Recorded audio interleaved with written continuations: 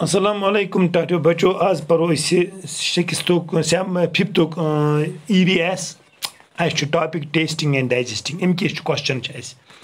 Stand in front of mirror da toiruju panis shishis broken khada and look closely at your tongue pat kodu panis jav never wuchu. How does your surface look? Tons is javin pet kisema boz. Can you see any tiny bumps on your surface? To show bazakin like it bumps at it like it pelvi. The tiny bumps on the surface of tongue are called taste buds. The tiny buds are carpet.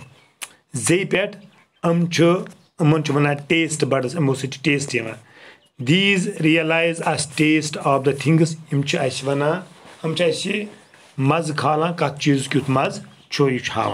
How would you describe the taste of these tomato, onion, senef, garlic? So when you acute maz yamancho yellow tomato go murwangan, bega onion go gand, bega senef the garlic amun kichumaz. The taste of tomato is sour. Emuk taste asancho, yeah, sour ya maz asa.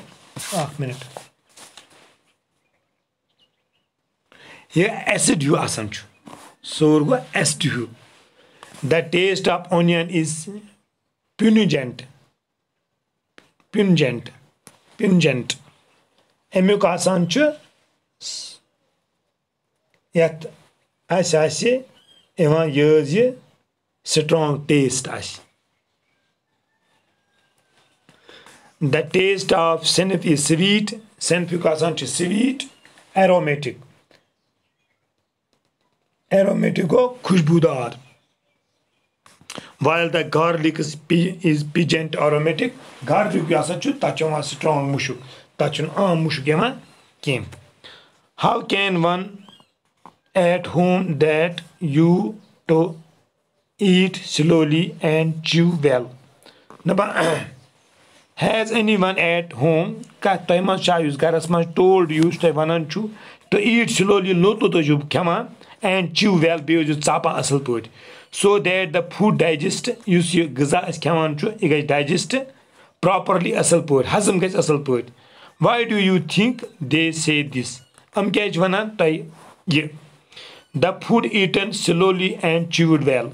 I suppose gaza kyon lot or chapun digest quickly it gasan jaldi hazam.